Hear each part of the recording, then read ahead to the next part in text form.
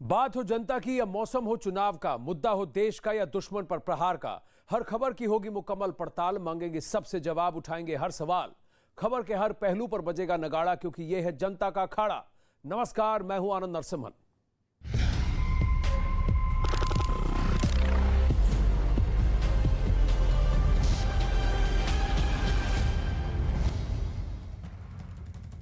अखाड़ा में इस वक्त सबसे बड़ी खबर, रूस यूक्रेन वार्ता के लिए मंच तैयार हो चुका है।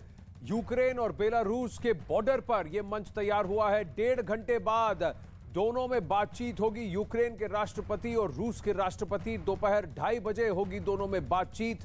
रूस यूक्रेन वार्ता के लिए मंच तैयार हो चुका है। रूस और यूक्रेन की बेलारूस में बात हुई होगी और यह बेलारूस के बॉर्डर पर होगा, जहां बेलारूस के राष्ट्रपति ने यह आश्वासन दिया है कि कोई भी विमान या कोई भी आर्म्ड फोर्स या आर्सेनल उस वक्त वहां आसमान पर, जमीन पर तैनात नहीं होगा। पूरी तरह से न्यूट्रल कंडीशंस में यह वार्ता होगी। इसका मंच तैयार हो चुका है।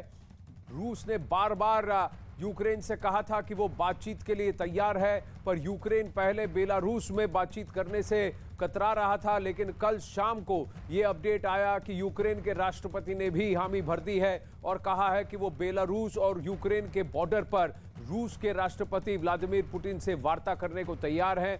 ये वार्ता अब से 1.5 घंटे में शुरू होगी। क्या इस वार्ता का निष्कर्ष शांति होगी? क्या इस वार्ता का निष्कर्ष इस बात का आश्वासन होगा कि यूक्रेन नेटो में शामिल नहीं होगा? क्या इसके लिए क्या वो एक एग्रीमेंट करेगा? क्योंकि रूस की एक ही मांग रही है कि यूक्रेन नेटो का हिस्सा ना हो। नेटो देशों और रूस के बीच में यूक्रेन एक न्यूट्रल देश बनकर हमेशा रहे। यही जून 2021 से व्लादिमीर पुतिन मांग करते आ रहे हैं। लेकिन बार बार यूक्रेन के राष्ट्रपति ने नेटो से जुड़ने का और उसमें ऑफिशियली पार्टनर होने का हिस्सा लेने की बात की है, जिसकी वजह से रूस ने कहा कि अगर पश्चिमी ताकतें हमारे दरवाजे तक आएंगी तो हमें अपनी रक्षा के लिए, आत्मरक्षा के लिए कड़े कदम उठाने पड़ेंगे। जहां से जंग की ये बात शुरू हुई है। 1.5 घंटे बाद इसी मंच पर यह तस्वीर आपके सामने है।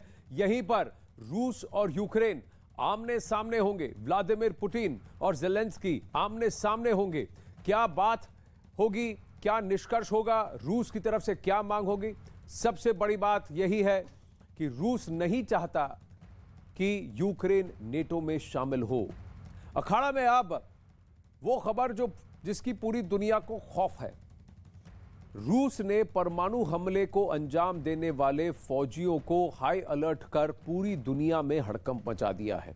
यूक्रेन में 4 दिनों से हो रही बमों की बौछार और मिसाइलों की बारिश के बीच अचानक आई इस खबर से हर तरफ अफरा तफरी मच गई है, क्योंकि पुतिन ने अपनी जिस फोर्स को तैयार रहने के लिए कहा है वो परमाणु हमला करवाने के लिए बनी है। इसे डेटरेंस फोर्स कहा जाता है, यानी कि न्यूक्लियर हमले से अपने आप को बचाने के लिए तैयार रहे। लेकिन इशारों में यह है कि अगर बात बन आई तो न्यूक्लियर आर्सेनल का प्रयोग करने में भी शायद देश नहीं चूकेंगे।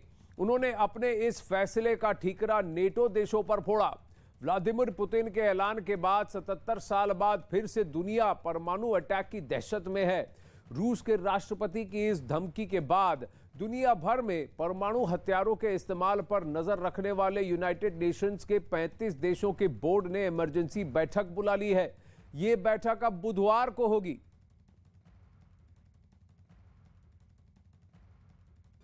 Высшие должностные лица ведущих стран НАТО допускают и агрессивные высказывания в адрес нашей страны. Поэтому приказываю министру обороны и начальнику генерального штаба перевести силы сдерживания российской армии.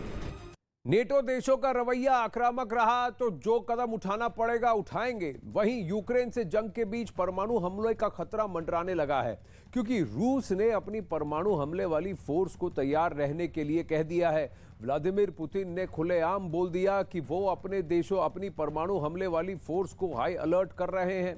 पुतिन ने इस बारे में रूस के रक्षा मंत्री और सेना प्रमुख से बात की है और उनसे कहा है कि वो हमले के लिए तैयार रहे, क्योंकि नेटो देश रूस के खिलाफ आक्रामक बयान दे रहे हैं। पुतिन के इस धमकी के बाद ऐसा लग रहा है कि यूक्रेन के साथ चल रहा युद्ध परमाणु जंग में भी बदल सकता है। हालांकि कई सारे लोगों का यह भी कहना है कि ये गीदड़ भभकी है, कोई भी देश जो परमाणु हथियार का इस्तेमाल का प्रयोग नहीं करना चाहेगा, लेकिन व्लादिमीर पुतिन कह रहे हैं कि वो किसी भी हाल में रूस की सॉवरेनिटी पर आघात नहीं होने देंगे। रूस की संप्रभुता पर अगर सवाल उठा तो जो कदम उठाना पड़ेगा वो उठाएंगे। यही नहीं, रूस ने यह दावा भी किया है कि यूक्रेन की सेना ने उसके खिलाफ ऐसे केमिकल हथियारों का इस्तेमाल किया है जो बैन हो चुके हैं।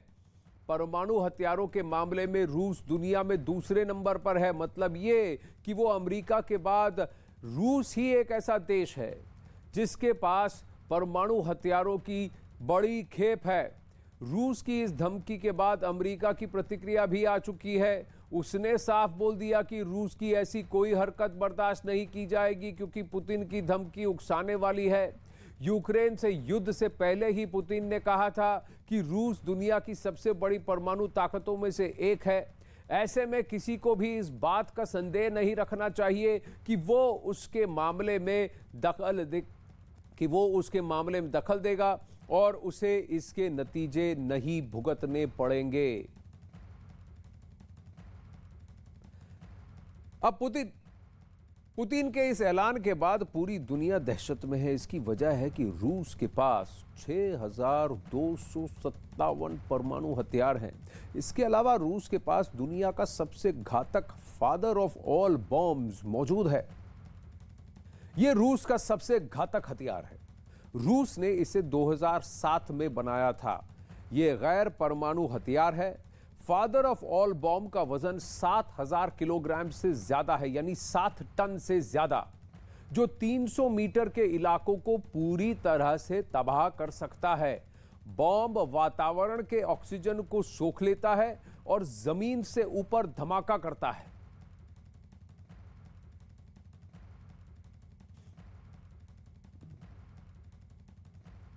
एम्बेसडर विष्णु प्रकाश हमारे साथ हैं। स्वस्ति राव जी इड्सा से हैं, वो भी हमारे साथ हैं, और ग्रुप कैप्टन एमजे विनोद इस वक्त हमारे साथ हैं। आप सबको मेरा नमस्ते। एम्बेसडर विष्णु प्रकाश, परमाणु हथियार और विश्व युद्ध की बात आए तो यानी इसे तो ब्रिंक्समैनशिप के एक अलग लेवल की बात कहेंगे कि हर कोई एक दूसरे को डरा रहा है, धमका रहा है कि मैं पीछे नहीं हटूंगा, मैं पीछे नहीं हटूंगा। लेकिन अब से 1.5 घंटे में जो शांति वार्ता होने वाली है, उसमें अगर ये निष्कर्ष निकलता है कि यूक्रेन इस बात का वादा करता है कि वो नेटो में कभी शामिल नहीं होगा, तो क्या पुतिन पीछे हटेंगे? नमस्कार आनंद जी। देखिए, पुतिन और ज़ेलेंस्की में बिल्कुल भी विश्वास नहीं है। पुतिन ज़ेलेंस्की को सारे ये जो समस्या है उसकी जड़ मानते हैं, और ये भी सत्य है कि 3-4 दिन पहले तक, 5 दिन पहले तक ज़ेलेंस्की भरसक कोशिश कर रहे थे कि किसी तरह सदस्यता नहीं मिलती तो कम से कम कोई आश्वासन ही मिल जाए। तो वो रशिया के सर्कल में, रशिया की शैडो से बाहर निकलना चाहते हैं, और अब उनके पास क्योंकि कोई चारा नहीं बचा तो टैक्टिकल रिट्रीट है, पर अभी भी कोशिश कर रहे हैं कि उनको हथियार मिल जाए, उनको सपोर्ट मिल जाए। तो ये बहुत बड़ी समस्या है, और पुतिन उनके आश्वासन पे कोई विश्वास करें ऐसा मुझे लगता नहीं है। देखिए, पुतिन ने इतना बड़ा दाव खेला है, सब कुछ देश एक दाव पे लगा दिया है, रिश्ते दाव पे लगा दिए हैं, और अपनी सारी अर्थव्यवस्था दाव पे लगा दी है। तो ये लगाने के बाद क्या वो खाली हाथ रहेंगे? उनका मकसद क्या था? उनका मकसद था कि सरकार बदली जाए, और जो ऐसी सरकार हो जो कि रशिया का विरोध ना करे और न्यूट्रल हो। तो ज़ेलेंस्की पे विश्वास करना उनके लिए शायद संभव नहीं होगा, पर आखिरी बात ये कहूंगा आनंद कि समय बहुत ऐसा है कि इस वक्त प्रेशर बहुत है पुतिन पे, और इसलिए ये जो बातें हो रही हैं कि सब बम्बों का बाप या ये सब कुछ, ये एक हताशा का भी नतीजा है। और दूसरा ये भी है कि अब पश्चिमी देश थोड़ा सा भड़क रहे हैं तो उनको चेतावनी भी दी जा रही है, पर ऐसा परमाणु बम इस्तेमाल हो ऐसा मुझे कतई नहीं लगता है, क्योंकि कायनात खत्म हो जाएगी। लेकिन परमाणु बम की बात क्यों आई है? परमाणु बम की बात स्वस्ति जी इसीलिए आई है क्योंकि रूस कह रहा है कि अब मैं पीछे हटने वाला नहीं हूं। अगर पूर्व की ओर बढ़ा है तो रूस से पहले नेटो बढ़ा है। ये बात सबको समझने की जरूरत है कि 1997 के बाद से एक वादा किया गया था कि नेटो जैसी एक स्ट्रेटेजिक डिफेंस अलायंस जो है वो पूर्वी यूरोप की तरफ नहीं बढ़ेगी। रूस का अब कहना है कि तुम तो मेरे घर के सामने आ गए, अब मैं कुछ नहीं करूंगा तो फिर अब तुम कर मेरे घर में घुस जाओगे। बिल्कुल ठीक कह रहे हैं आप। और दुख की बात या अफसोस की बात यह है कि अभी भी जो फसाद स्वस्ति जी है, एक मिनट, विष्णु प्रकाश जी बोले फिर मैं आपके पास आता हूं। जी विष्णु प्रकाश जी प्लीज। अभी जो फसाद है, अभी भी जो प्रिटेंस है, अभी भी नेटो कायम किए हुए है कि साहब हम कोई उनको धमकाने के लिए नहीं लेके जा रहे हैं नेटो उनके बॉर्डर पे, तो साहब क्या आप वहां हवन करने के लिए लेके जा रहे हैं? तो ये जो डबल स्टैंडर्ड्स हैं, ये जो प्रिटेंस है, कहना कुछ करना कुछ, ये एक पश्चिमी देशों का किरदार बन गया है। पर थोड़ा सा ये भी समस्या है कि ब्रिंकमैनशिप बहुत हो रही है और ये लोग रूस को सीरियस नहीं लेते हैं, अभी भी सीरियस नहीं ले रहे हैं, क्योंकि ये इनको लगता है कि आर्थिक ये सैंक्शंस लगा रहे हैं। रूस के लिए ये सुरक्षा की बात है, स्ट्रेटेजी की बात है। तो जो इनके जो स्टेक्स हैं वो बड़े अलग हैं। जी और रूस के लिए जितना ये रूस को पश्चिमी ताकतें रूस को गिराने की और दबाने की कोशिश करेंगी, रूस का रुझान उतना ही चीन की तरफ जाएगा, जो भारत के लिए भी खतरनाक है। इस वक्त एक बड़ी खबर आई है कि रूस यूक्रेन वार्ता के लिए मंच तैयार हो चुका है। ये मंच बेलारूस और यूक्रेन के बॉर्डर पर है। 1.5 घंटे बाद इन दोनों देशों में बातचीत होगी। क्या शांति का प्रस्ताव माना जाएगा? रूस की तरफ से एक ही मांग है, रूस की तरफ से मांग यह है कि यूक्रेन नेटो में शामिल ना हो, और इस बात का औपचारिक तौर से एक गवर्नमेंट, एक सरकार एक वादा करे कि आज नहीं, कल नहीं, कभी भी यूक्रेन नेटो का हिस्सा नहीं बनेगा। जैसे ही यह वादा होता है, क्या पुतिन पीछे हटेंगे? स्वस्ति राव जी, अगर आपको शॉर्ट में आंसर दूं इसका, तो जो अभी हमें ऐसा लग रहा है कि ये केवल यूक्रेन और यूक्रेन के नेटो के मेंबरशिप से संबंधित है, तो ऐसा बिल्कुल नहीं है। और देखिए ऐसा है कि जो नेटो के मेंबर्स हैं वो 2 प्रकार के मेंबर्स हैं जिनसे रशिया को दिक्कत है। एक वो मेंबर्स हैं जो पहले वॉर्सो पैक्ट के मेंबर्स थे, ठीक है, जैसे कि चेक Republic, Slovakia, Hungary, Poland etcetera. और दूसरी तरफ ऐसे मेंबर्स हैं जो पहले सोवियत यूनियन का हिस्सा थे, जैसे कि जो बाल्टिक स्टेट्स हैं, जैसे कि यूक्रेन, जैसे कि जॉर्जिया, जैसे कि मोल्डोवा। तो रशिया की जो रेड लाइन है ये उन स्टेट्स के प्रति है जो सोवियत यूनियन का हिस्सा थे लेकिन अब नेटो का मेंबर है। और जितने ऐसे स्टेट्स थे, ऐसे 14 जो स्टेट्स थे, उसमें से केवल 3 जो बाल्टिक कंट्रीज हैं वही नेटो का मेंबर बन पाए हैं 2004 में, उसके बाद से नहीं। उसके बाद से ये बात यूक्रेन पे आकर रुकी है।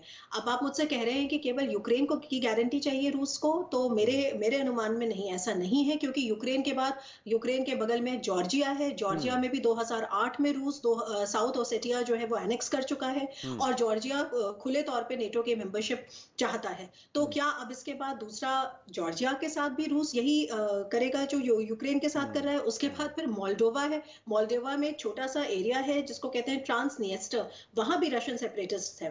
तो क्या अब उसके बाद तीसरा नंबर मोल्डोवा का आने वाला है? उसके बाद फिर अजरबैजान, कॉकेसस के रीजन में अगर आप जाएं ईस्टर्न यूरोप में, तो कॉकेसस में अजरबैजान और आर्मेनिया है। अजरबैजान नेटो का मेंबर नहीं है, लेकिन अजरबैजान और आर्मेनिया में जो कॉन्फ्लिक्ट हुई थी पिछले साल में, वहां की उसकी वजह से रशिया ने अपने पीस कीपर्स वहां पे, जो अपने ट्रूप्स वहां डाल दिए हैं। तो अजरबैजान को भी इस बात का डर है कि कहीं ऐसा तो नहीं कि इसके बाद हमारा भी नंबर आने वाला है। तो देखिए ये जो डर है ना, हम हिंदुस्तान में बैठ के शायद इनको ढंग से नहीं समझ पाते, क्योंकि रूस हमसे बहुत दूर है और हम रूस को अलग नजरिए से देखते हैं। रूस हमारा मित्र देश है और हमारे साथ खड़ा रहा है, लेकिन अगर आप ईस्ट यूरोप के जो देश हैं उनकी जो सिक्योरिटी। इस वक्त एक और बड़ी खबर आई है स्वस्ति जी कि बेदेरियांस्क और एक और शहर पर रूस यूक्रेन युद्ध में सबसे बड़ी खबर यह है कि रूस ने अब यूक्रेन के 2 शहरों पर कब्जा कर लिया है। यूक्रेन के 2 शहरों पर कब्जा कर लिया है। एनेरोहोदार और दो शहर हैं जिन पर अब रूस ने कब्जा कर लिया है। ये फिर पूर्वी यूक्रेन का हिस्सा है जहां पर रूस ने 2 शहरों पर कब्जा कर लिया है, बेदरयांस्क और एनरहोदार। इन 2 शहरों पर अब रूस का दावा है कि उसने कब्जा कर लिया है। तो ये डोनेट्स्क और लुहांस्क, ये डोनबास ऑफेंसिव जो है, यहाँ पर वो क्रीमिया, डोनबास और लुहांस्क, इन तीनों प्रोविंसेस को, इन तीनों राज्यों को, वहाँ पर जो यूक्रेन का हिस्सा है उसको तोड़कर अलग से एक रूस के साथ ही एक इंडिपेंडेंट राष्ट्र जैसा बनाना चाहता है। व्लादिमीर पुतिन की ये मंशा है कि क्रीमिया को इन 2 प्रोविंसेस से, इन 2 राज्यों से जोड़ दें, और जैसे ही वो जोड़ देंगे तो फिर उनके लिए समुद्र का मार्ग प्रशस्त हो जाएगा। अब वहीं पुतिन की न्यूक्लियर हमले की धमकी पर नेटो चीफ भड़क गए हैं। उन्होंने पुतिन के परमाणु हमले को अंजाम देने वाले फौजियों को हाई अलर्ट करने की पर नाराजगी जताई है। उन्होंने पुतिन के फैसले को खतरनाक और गैर जिम्मेदाराना बताया है। यूक्रेन में 4 दिनों से हो रही बमों की बौछार और मिसाइलों की बारिश के बीच अचानक इस खबर ने हर तरफ अफरा तफरी मचा दी है, क्योंकि पुतिन ने अपने जिस फोर्स को तैयार रखने को कहा है वो परमाणु हमला करने के लिए ही बनी है। उन्होंने अपने इस फैसले का ठीकरा नेटो के देशों पर फोड़ा है। पुतिन की इस धमकी के बाद दुनिया भर में परमाणु हथियारों के इस्तेमाल पर नजर रखने वाले यूएन के 35 देशों के बोर्ड ने इमरजेंसी बैठक बुला ली है। ये बैठक बुधवार को होगी और इसी बीच नेटो के चीफ भी पुतिन पर बरसे हैं।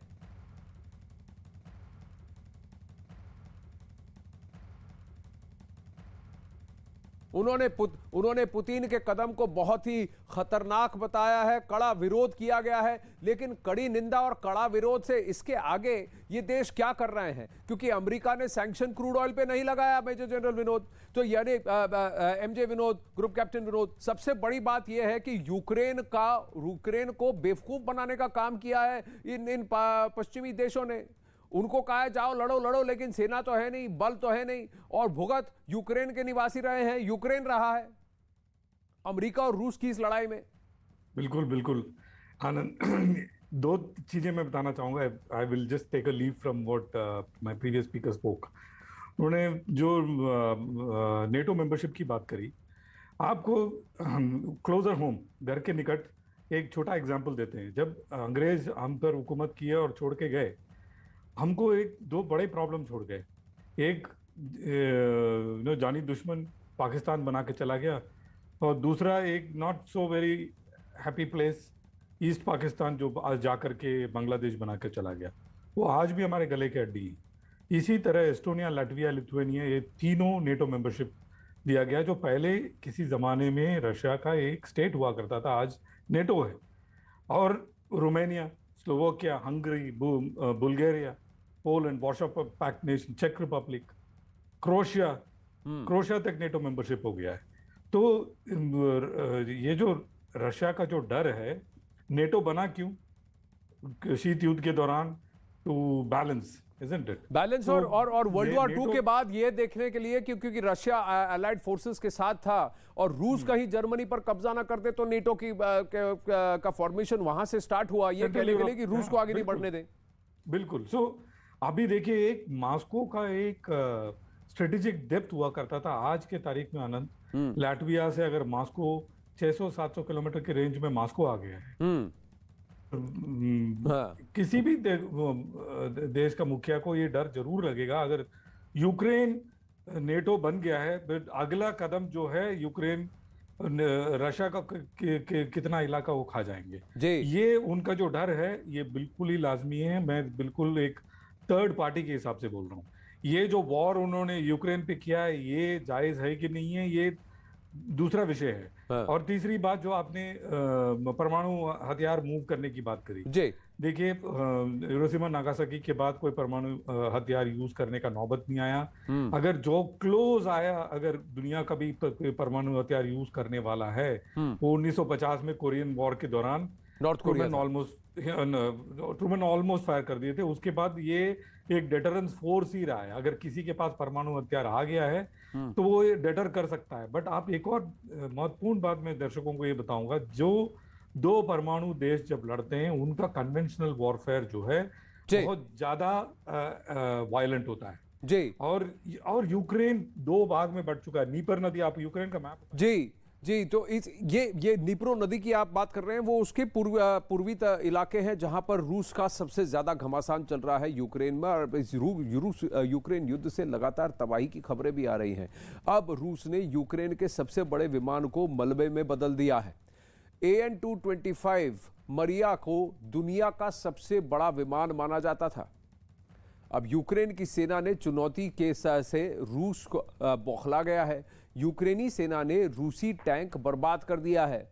यूक्रेनी सेना का दावा है कि 4000 से ज्यादा रूसी सैनिकों को मार गिराया गया है, जबकि कई टैंक और 20 से ज्यादा हेलीकॉप्टर गिरा दिए गए हैं।